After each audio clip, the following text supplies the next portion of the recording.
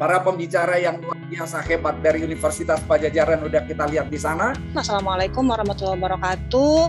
Selamat siang semuanya, Bapak Ibu dan juga para pejuang PTN ya, kalau di GO disebutnya. Ada nuklir, ada berdasar, kalau untuk yang spesialis jadi leader lah gitu di Indonesia.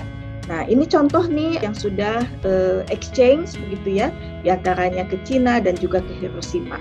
Lulusan Fakultas Farmasi Unpad sudah terrekognisi secara internasional. Ini pengalaman bekerja di BPPT, teman-teman mahasiswa ikut program risetnya, kemudian ini di perusahaan BUMN, di PTBA. Adik-adikku yang saya banggakan, Pak Irfan ini alumni Ganesha Operation juga ya, Pak Irfan ya. Jadi beberapa mata kuliah di kami ini dosen pengajarnya adalah dari luar ya. Ini dosen pengajarnya dari Belanda, satu orang, Profesor Johan Karemans. FEB itu sekarang kita alhamdulillah untuk subjek economics dan econometrics masuk ke dalam kategori 500 besar dunia. Boleh nggak ikut dua-duanya? Jawabannya adalah tidak boleh ya. Silakan kalian tentukan mau pakai nilai UTBK atau mau ikut ujian mandiri. Doa saya semoga berhasil semua nih untuk adik-adik bimbingan belajar GO ya. Sukses! Selamat kembali lagi, selamat siang, salam sejahtera bagi kita semua. Semoga semua dalam keadaan sehat. Kalau yang pertama dan kedua tadi dari Fakultas Kedokteran dan kemudian Farmasi, lalu kedokteran gigi, gitu ya, rekan yang ada di satu kompleks. Kalau di Unpad, kalau dari gerbang nanti belok ke kiri, gitu dari yang bawah. Sekarang kita masuk di Fakultas Psikologi Universitas Padjadjaran. Kalau dilihat, bisa dilihat warnanya adalah ungu, gitu ya. Ungu ini adalah warnanya Fakultas Psikologi di seluruh Indonesia, karena memang kita menggunakan warna ungu, dan lambangnya adalah Trisula. Itu adalah psikologi. Saya sebagai Wakil Dekan 1 Bidang Pembelajaran, Kemahasiswaan, dan Riset yang akan bercerita sedikit tentang apa sih Fakultas Psikologi Universitas Padjadjaran. Kita mulai pertama dulu dengan apa sih psikologi itu? Ya, katanya sekarang lagi booming, apalagi semenjak pandemi, tentang mental health. Orang mulai terbuka dengan kesehatan mental menjadi isu yang cukup diperhatikan setelah sebelumnya kita banyak berfokusnya pada kesehatan fisik. Psikologi sendiri adalah ilmu yang mempelajari tingkah laku dan proses mental yang melatar belakangnya. Jadi yang terlihat oleh manusia atau kita itu adalah tingkah laku yang tertampilkan. Tapi psikologi mempelajari juga proses mental yang terjadi di belakangnya. Bagaimana kita berpikir, misalnya kepribadian, kecerdasan, minat dan sebagainya, itu adalah juga dipelajari di psikologi. Nah, kalau kita lihat, kami punya 4 program studi dan hanya 1 program studi psikologi. Mungkin cukup berbeda misalnya dengan beberapa fakultas lain di Unpad, tapi hanya ada 1 program studi psikologi. Fakultas psikologi pertama di Indonesia sebagai fakultas, karena ada beberapa yang lebih tua, tapi umumnya mereka, kalau saya tidak salah hanya ada 2 ya yang lebih tua dari kami, itu mulainya dari program studi. Kami adalah fakultas psikologi pertama di Indonesia, jalurnya Saintek, lalu kemudian akreditasinya sama seperti yang lain-lain tadi, sebelumnya adalah A. Lalu kemudian masa studi tercepatnya, kalau standarnya adalah 4 tahun ya, itu ada 3 tahun 5 bulan. Jadi bahkan kurang dari 3,5 tahun, which is hampir di ujung semester ke-7. Lalu kurikulumnya sudah berdasarkan kepada outcome, nanti saya akan jelaskan outcome-nya, profilnya seperti apa, dan sudah memasukkan kurikulum yang berlaku saat ini, yaitu Merdeka Belajar Kampus Merdeka. Semua program kokurikulernya, kegiatan kemahasiswaannya terintegrasi di dalam proses perkuliahan. Jadi adik-adik yang masuk ke Fakultas Psikologi atau mahasiswa kami nantinya juga sekarang itu belajar psikologi itu tidak hanya secara teori, tapi juga praktek, tapi juga dipraktekkan, diasah di dalam kegiatan-kegiatan ekstrakurikuler, juga di dalam kehidupan sehari-harinya. Gitu ya. Nah, ada 149 SKS dalam 7-8 semester, kemudian 4 semester pertama itu beberapa mata kuliah wajib.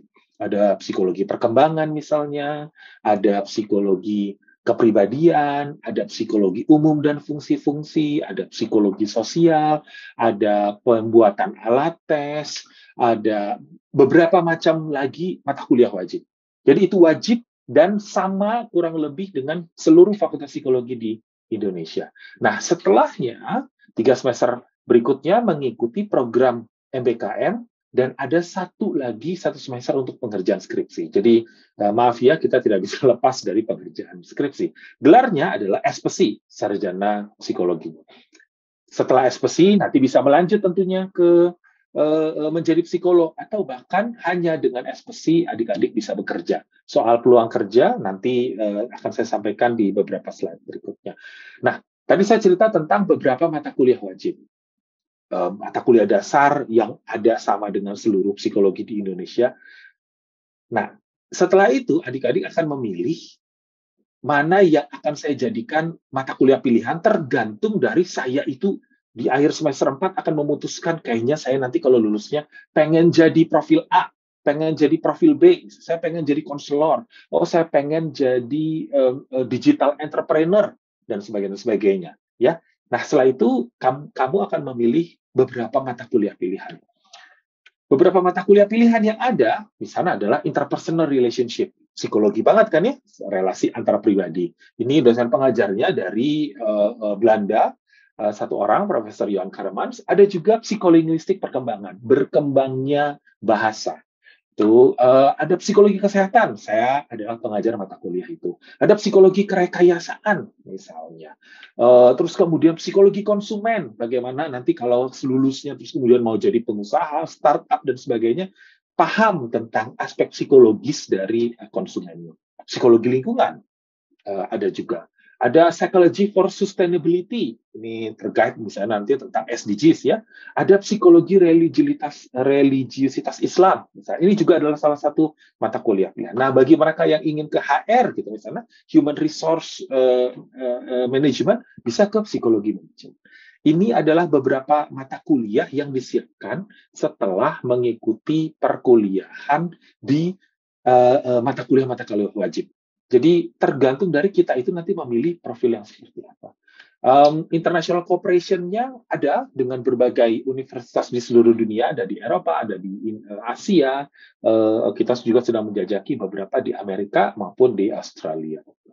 Nah, ini bisa dilihat di website juga, jalur masuknya kita sudah bicara, yang 2 pertama tentunya sudah lewat, tapi kalau mandiri itu 40%, ada 68 orang yang terbuka untuk masuk bersama dengan kami nanti di akhir Agustus 2022 ini ikut penerimaan mahasiswa baru, gitu ya. Nah, prospek kerja ini kalimat yang selalu disampaikan kepada semua mahasiswa psikologi. Di mana ada manusia dan aktivitasnya, lulusan sarjana psikologi pasti dibutuhkan. Jadi mau apapun, gitu ya. Tapi saya mau kerjanya dengan mesin, gitu. Yang mengoperasikan mesinnya siapa? Manusia. Mendesain mesinnya agar mudah untuk dikemudikan, dioperasikan oleh manusia siapa? Ya, salah satunya lulusan sarjana psikologi. Ya, itu tadi psikologi kerekayasaan. Hewan, misalnya. Ya, kalau hewan, apakah hewan peliharaan? Apakah itu bisa juga lulusan sarjana psikologi? Bisa.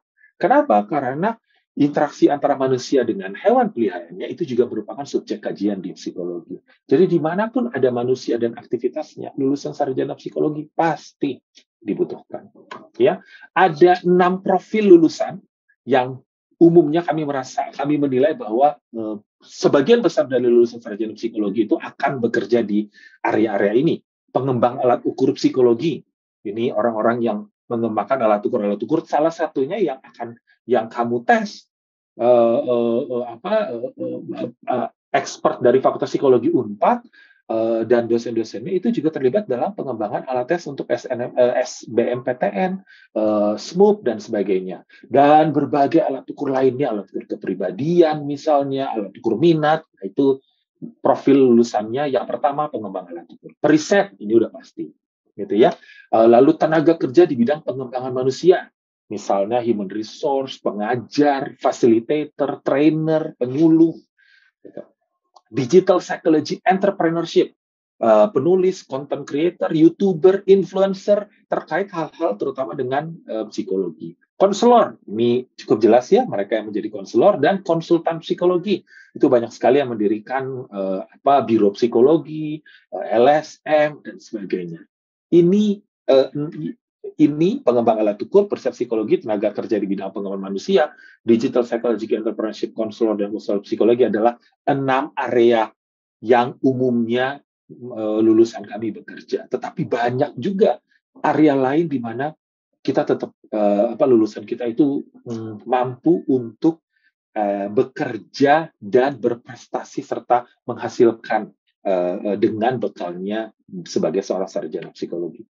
Prestasi mahasiswanya ada yang pemenang golden ticket gitu ya, mungkin not necessarily sangat 100% berkaitan dengan psikologi gitu ya, tapi yang berikutnya adalah delegasi Youth Researcher of SDGs Indonesia, misalnya Rachel. Lalu ada student exchange ke Korea gitu. Jadi tadi disebut-sebut Korea ya, kita juga ada nih kalau mau nanti student exchange ke Korea.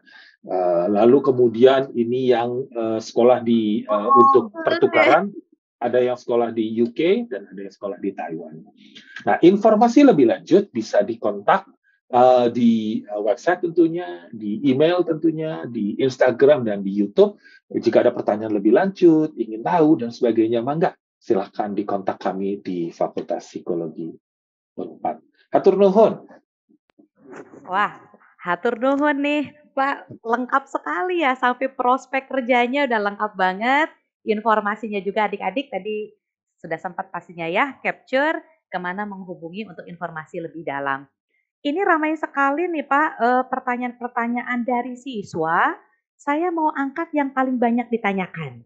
Yang pertama, di beberapa universitas, Fakultas Psikologi itu masuknya ke Soshum.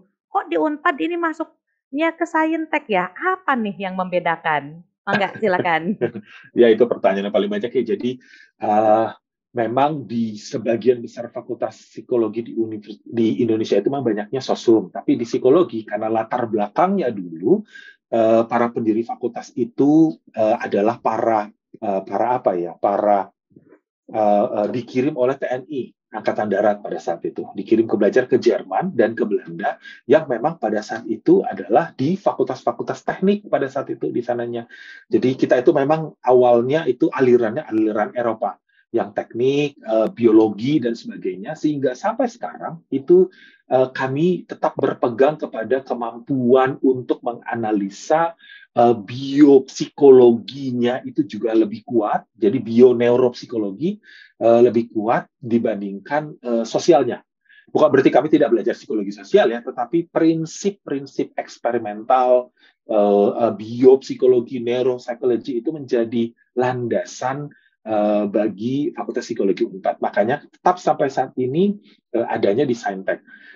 Dan banyak kerjasamanya justru dengan 3 fakultas yang tadi, yang sebelumnya, dengan FKG, kedokteran, dan farmasi. Gitu. Saya sendiri banyak kerjasama dengan farmasi. Gitu. Jadi memang itu, kalau saya tidak salah, nggak banyak yang dari Saintek. Kalau masuknya UI, pasti dari Soshum. Misalnya UGM juga dari Soshum. Kelihatan kok cara penelitian dan bagaimana dosen-dosennya itu juga lebih famousnya atau banyak aktivitasnya apa antara Unpad dengan yang Soshum lainnya. So, adik-adik tuh yang kepo, kenapa kok Unpad beda ya sama yang lain sudah terjawab. Ada historinya. Ya. Juga tadi disampaikan bahwa bioneuropsikologinya itu kuat banget, jadi landasan, kerjasamanya juga dengan 3 fakultas. Makanya tadi kalau adik-adik nyimak urutannya kan dari FK dulu, farmasi, FKG, nah ini disambung sama psikologi ya. Baik, terima kasih Pak Fredrik Purba, luar biasa sekali ya informasinya. Kita akan masuk kepada sesi berikutnya. Ini adalah pemaparan yang kelima tentang Prodi Teknik Biologi yang saat lagi akan dipaparkan dengan gamblang oleh yang terhormat Bapak Dr. Raden Irfan Sopian MT selaku Ketua Program Studi Sarjana Teknik Geologi.